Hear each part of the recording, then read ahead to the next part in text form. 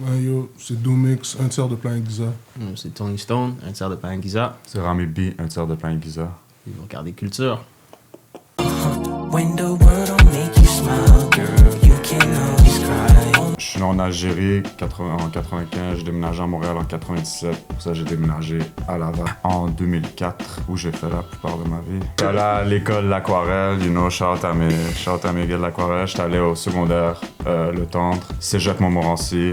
J'ai été à Concordia, j'étais à l'UDM, j'ai lâché l'UDM. J'étais en musique électroacoustique. C'est la science du son, comme ils disent. Pas très très bon élève à l'école, là, très dernière minute, très paresseux. Ouais, non, je faisais de la musique depuis... j'avais commencé La première fois que j'utilisais FL Studio, c'est en 2008, donc secondaire 1. Ben, mon frère m'a montré FL Studio. Là, j'avais vu une vidéo sur YouTube de Pete Rock, qui est sur un MPC, en train de faire un beat. Puis moi, je connaissais pas le sampling, fait que je venais d'apprendre c'était quoi avec ce vidéo-là. Donc, j'ai demandé à mon frère, c'est quoi les logiciels pour faire la musique. Il m'a montré FL Studio. Puis là, j'ai commencé à faire des beats, mais j'étais pas sérieux. Je faisais peut-être un beat par an, là. Puis c'est vraiment en 2012, fin secondaire 5, que j'ai commencé à prendre ça vraiment au sérieux. Puis c'est en même temps aussi qu'on a tous link up. Je faisais rap et house, un peu de deux, ouais, mais beaucoup plus du rap. Pop, c'était les samples, la musique que j'aimais, moi, que j'ai appris à aimer, c'était Tribe, De La Soul, tout ce wave-là, Pharrell, tout ça.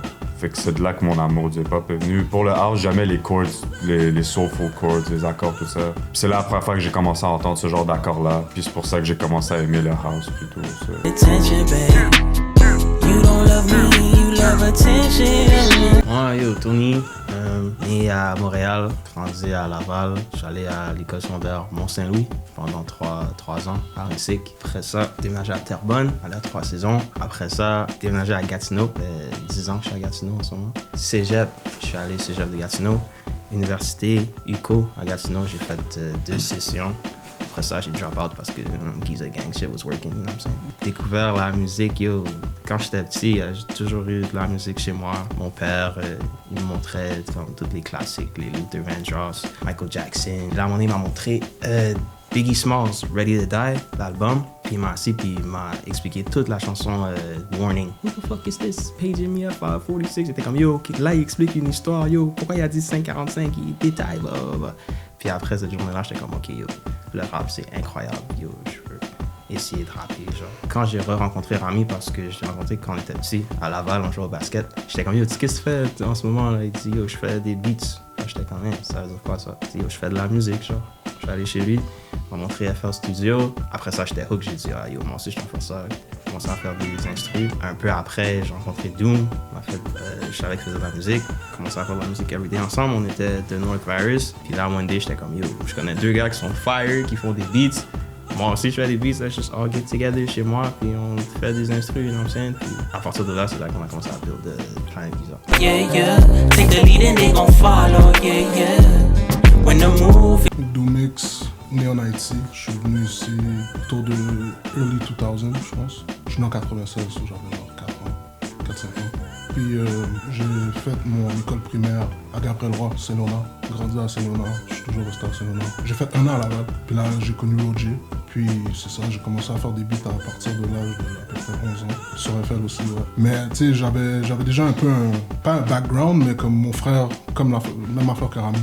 Mon frère avait FL Studio sur l'ordi, mais lui, il l'a jamais utilisé vraiment. Puis là, un jour, j'étais renvoyé du parc. Moi, il m'avait kick out du parc parce que j'avais déclenché l'alarme à la piscine. Puis là, ils m'ont renvoyé du parc. Ils m'ont dit, c'est soit on te donne une amende de $200 ou soit tu peux pas revenir dans le parc pendant tout l'été.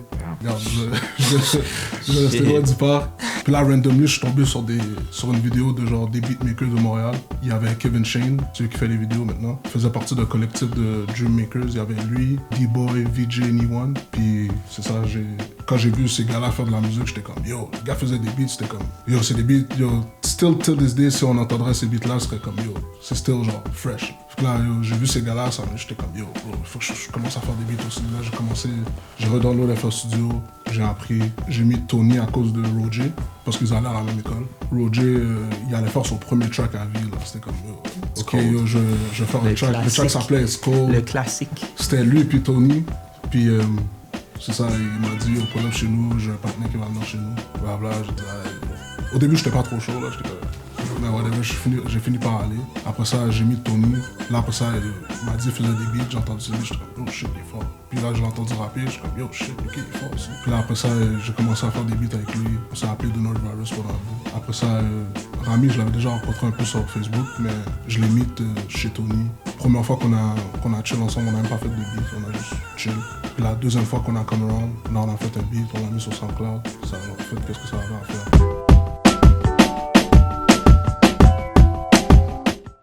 C'est parce qu'avant, parce que nous on était The North Virus, on faisait toujours des instrus avec Rami.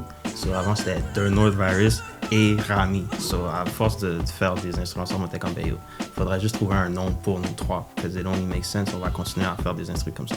On a décidé on a brainstorm, on s'est lancé plein d'idées dans un Facebook group chat. Puis Planet Giza à Stick, comme les pyramides de Giza, il y en a 3, on est 3. C'était même la direction musicale, c'était comme 2 styles musicaux qui on faisait pas la même affaire dans ce temps-là, mais on voulait apprendre de genre each other, genre.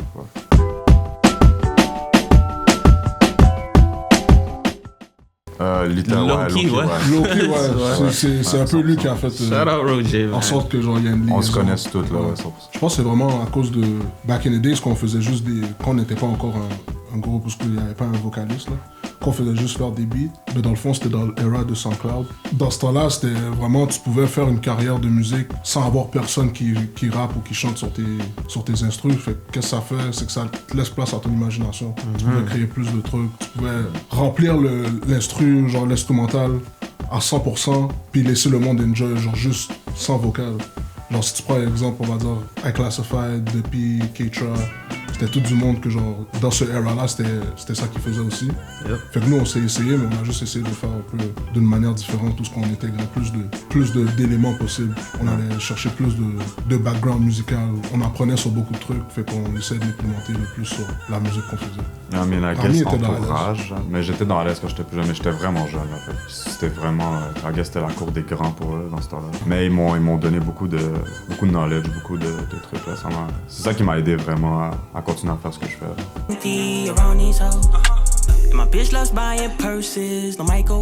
Dans le fond, l'album, on l'a commencé il y a 3 ans. Puis le EP, c'était parce qu'il y a eu la pandémie. Fait que là, on était comme, on va pas juste release un album dans le vent comme ça va pas faire ce que ça doit faire. Fait qu'on est comme, ok. On essayait de faire de la musique pendant la pandémie, puis ça marchait pas. Ça cliquait pas. Fait que là, on avait les lockdowns puis tout, là, les couvre-feux. Quand ils ont enlevé les couvre-feux, on a dit, ok, on va faire 1 semaine au studio. Puis whatever qu'on arrive à faire en 1 semaine, c'est ça le projet. Fait que ça, c'était dans The Rocks and the Moon, le EP. On l'a fait en 6 jours, on a fait 3 jours, on a fait les beats avec GMF. Shout out GMF. Shout out. Les 3 autres jours, on a recordé toutes les vocales. On a fait le EP en 6 jours. Mais l'album se faisait durant ce temps-là aussi. Yep.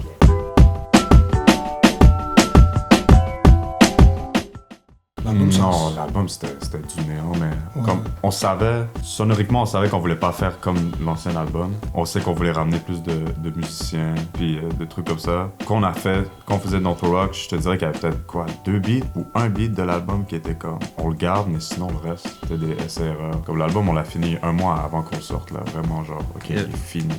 Yep. Fait que c'était un long processus. Ouais. Ready when you are. D'un point de vue musical, on est rendu à un niveau où est-ce qu'on feel qu'on est rendu qu'on est prêt à prendre le next step et à se prouver au monde qu'on est là, comme la qualité est là, puis we're at that level, we're like that with those guys. On voulait juste montrer ça au public, donc c'était un statement qu'on est comme yo, on est prêt à prendre ce step-là quand vous êtes prêts à accepter que on est là, tu comprends? So ça c'est the first aspect. The second standpoint c'est que Ready When You Are, ça deal avec moi puis genre my love life. C'est pour ça que tu vois qu'il y a une lignée qui va genre vers la fille dessus le cover. Que c'est comme ok, ça c'est un autre step que je dois prendre dans mes relations personnelles. Genre est-ce que je suis prêt à être sérieux ou est-ce que je veux rester un player? So c'est vraiment un double entendre, you know? C'est pour ça que aussi tu vois sur le cover, on prend la photo qui regarde la caméra, comme ça a deux sens au cover. C'est comme si genre tu peux l'interpréter à ta manière. C'est soit genre il va vers la fille ou soit il va tout droit. Mais lui il regarde la caméra parce que il attend de genre il est prêt quand vous êtes prêt. She ain't really mad at me when she say that she hate me. Try to bowl, we sippin' some, you drop it low, I pick it up. La bonne musique. La qualité. La bonne musique, ça c'est toujours ça qui va stick no matter what. Tu peux avoir la meilleure identité online possible, mais si la musique est pas bonne, on te donne 5 ans pour t'es out. Fait que la bonne musique avant tout. Après ça, c'est une question d'avoir un bon emballage, de bien brander ton produit puis de le servir au monde. Je pense que nous, on est encore à ce niveau-là parce que genre, on vient de commencer à trouver notre identité en tant que groupe. Parce qu'avant, genre, ça faisait du sens, mais le monde se demandait quand même, genre, c'était quoi, genre. Ouais. Je pense que maintenant, le monde commence à comprendre un peu plus Yep. qu'est-ce que Planet Giza a à offrir, puis c'est quoi qu'on essaie de représenter. Fait que là, c'est une question de bien emballer le tout, puis de créer vraiment une communauté, puis un mouvement avec tout ce qu'on fait.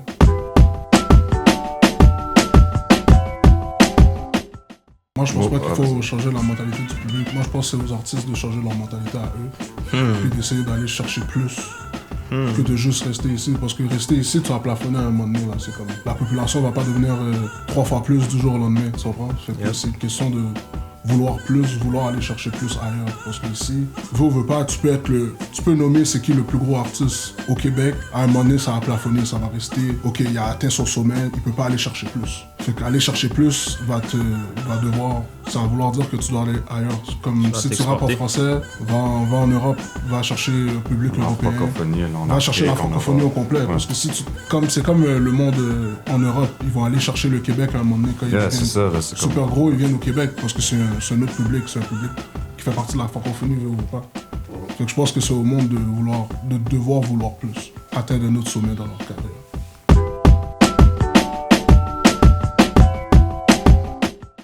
On est indépendant, mais on est juste en distribution avec Ewa. C'est une distribution aux États-Unis. Mais sinon, on est 100% indépendant, on a le contrôle sur tout. On était avec Dolive pour Project Rock, ça demande. On était avec Dolive. Ça nous a permis de pouvoir atteindre un autre échelon parce qu'on a juste utilisé l'opportunité à notre avantage. Je pense que depuis que tu sais comment utiliser une opportunité, tout devrait être correct. Je pense pas que... Une distribution, ça reste une distribution. Ils font toute la même job. Là. C'est juste à toi de devoir... manœuvrer dans tout ça. Moi, je pense que... Mais c'est sûr qu'il y a des distributions qui ont plus à offrir que d'autres. Ça, c'est sûr à 100%. Mais que ce soit au Canada, que ce soit aux États-Unis, depuis que toi, tu trouves que c'est la bonne opportunité pour toi, prendre. No homies, niggas gone if they ever doubt it. Who got some coins, they the coldest, let's bet 1,000. Ça, c'est le premier beat qu'on a... Je pense le premier Un beat qu'on des a premiers beats qu'on a fait pour l'album. Ouais. Est-ce que c'était pendant la pandémie? C'était pendant la pandémie 2021. D'où m'a trouvé un... Unknown Artist Sample. Unknown Artist Sample, parce qu'il y avait 2 secondes d'un piano, là. Je sais même pas comment il a trouvé ce sample-là. Il a pris la flûte, il a mis des petits drums. J'ai entendu ça, j'ai dit, oh wow, oh my goodness. Verse, comme ça. Ensuite, au studio, chord, hook, comme ça. Là, on parlait avec Koji Radical, il venait de nous découvrir sur YouTube. Je pense qu'il a vu When the Moving Stops. Puis là, j'étais juste en train de parler avec lui, genre je le textais. Puis là, j'étais comme, yo, si jamais j'ai quelque chose qui fait du sens, je vais te l'envoyer. J'étais comme, yo, yeah, on pourrait lui envoyer. Je l'ai envoyé, il m'a envoyé, je pense qu'il m'a envoyé un voice message. J'étais comme, oh my goodness, avec son London accent, là, oh, you are crazy, bro. Ah. Puis yo, comme, même pas comme 3-4 jours plus tard, genre, il a renvoyé son verse. Avec Vena sur les sax. Avec Vena sur le sax. Shout out Jean-Michel, parce qu'il a actually rejoué les keys. Elijah aussi. Shout out Elijah, joué la guitare. C'était vraiment comme... Un whole jam session. Là, vraiment genre son production ça shit. a commencé dans vraiment de démo. Je pourrais même vous envoyer la version démo là, genre ça sonne pas comme elle est maintenant là. Et ça a commencé de démo, puis on a fait GM refaire le piano, Elijah a rajouté de la guitare, Vena a fait les sax, Koja a rajouté sa voix, tout bien fait tout ce qu'il avait à faire. Fait que ça a très bien sorti à la fin. Keep my composure, but she got a cobra clutch on. Il y a Duppy, il y a Quechua, il y a Son. Il y a Son. Il y a GMF, Elijah. Il y a juste Son. Son, ouais. That's it, mais sinon... il y a des production-wise, ouais, il y a beaucoup de Montréal. On a fait, c'était organique, on n'a pas... S'il y avait un artiste Montréal avec qui on aurait work, ça aurait été le fou, on aurait pris le beat, c'est juste... C'est tombé que c'était Son, de tout le monde. Puis... Shout out, Son. Shout out, man. Le best engineer in the city. Le GOAT, ok? C'est celui qui mixe et master nos trucs depuis tout 2017. Depuis la première chanson, tu comprends? Shout out, Robbie. Shout out, Robbie. Robbie, ouais. Oh, lui, il mixe pour tout le monde à Montréal, genre, literally. Là. Pendant la pandémie, man, on avait fait quelques sessions avec lui. Venu à notre studio. Studio Robbie, actually, je pense qu'on avait fait celui-là. On a fait les deux studios. Les deux studios, ouais. Puis On avait juste fait plein de beats. Durant ce soir-là, on parlait de tout et de rap et tout. Puis I guess this one, celui-là, il a stick, man. Puis genre, Tony, c'est ça qui l'a plus inspiré. Puis Il y en a un autre aussi qui avait vraiment stick qu'on voulait, mais je pense que lui, il va l'utiliser pour ses propres trucs. Ouais. C'est ça, man. C'était vraiment simple. Fait le beat on the spot, tout ça. Tu sais, je pense qu'on avait juste write le hook. J'avais juste une idée là, tu vois. C'est ça. Puis on l'a fait ça aussi, c'est le avant-dernier beat qu'on a fini de l'album avec Son. Et Ouais, fait que c'était I guess 2-year process. partie 2, On sait pas 3, qu'est-ce qu'on va faire 4, avec, 6. mais Non. on a fait plusieurs beats avec lui durant ces sessions-là, durant la pandémie. On est encore en train de décider, mais Ouais. faut chaud. Encore en train de décider. Ooh, sometimes you think I'm staying low, better hold up. I'm tryna put the globe. Mais je sais pas, parce que moi, pour le reste, je vais être honnête, là, si ça me tente pas de faire de musique pendant une semaine, je vais pas faire de musique pendant une semaine. Parce que je trouve que ça sert à rien de forcer. Si pendant une semaine tu sens que tu l'as pas, ben fais rien. Écoute des films, ça va te revenir, tu vois. Mais je sais pas si ça compte pour quelqu'un qui travaille pas. Parce que je pense pas que c'est quelqu'un qui travaille pas. Moi, je le vois comme c'est mieux que les shit soient pas parfaits. De toute façon, ça va jamais être parfait. Exact. Ça, c'est déjà first. Fait que t'essaies que ça soit trop parfait. Des fois, ça va juste plus devenir ce que c'était supposé être. Puis après ça, tu perds l'envie de continuer à work sur ça. Puis tout. Mais je pense que c'est ça Fait qu'il faut aussi. savoir C'est où l'art, s'arrêter. ça, c'est l'art d'être perfectionniste. Exact, ouais. Parce qu'il y a du monde qui pense que perfectionniste, c'est le genre de prendre un truc puis pas lâcher. Mais c'est aussi de savoir quand lâcher. Ouais. Facts. Quand arrêter. ouais. Facts.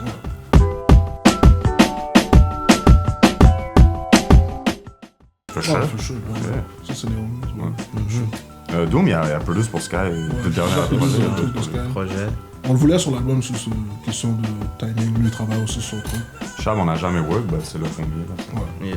Ça va venir pense éventuellement, for sure. 100%. Ouais, non, c'est juste, faut pas forcer les trucs. Des fois, il faut juste Exact. que ça fasse du sens. Quand ça va faire du sens, mais ça va se passer, tu vois.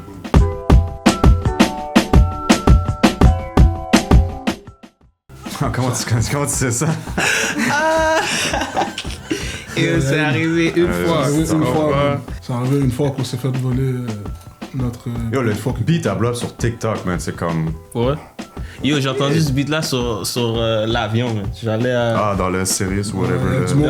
Dans l'avion, Il y a man. du monde qui m'envoyait des vidéos, ils étaient au gym, puis le track jouait. J'étais comme dog.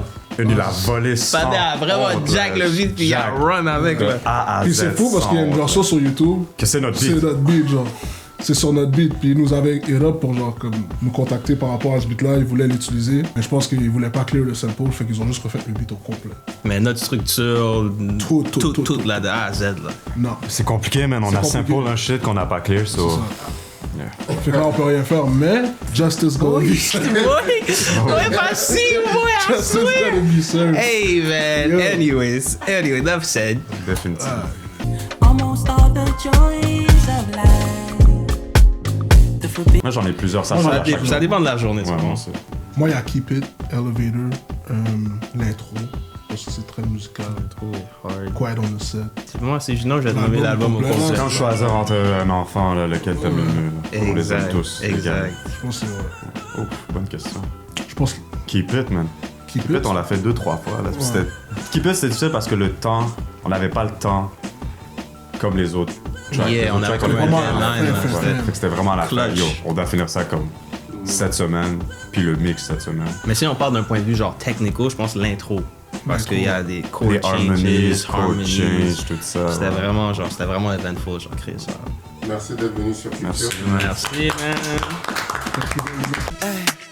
They ain't never heard some shit like this. They definitely never heard me spit like this, man. Nigga, yeah, I move too quick. Shaky with me, then I lose you, shit.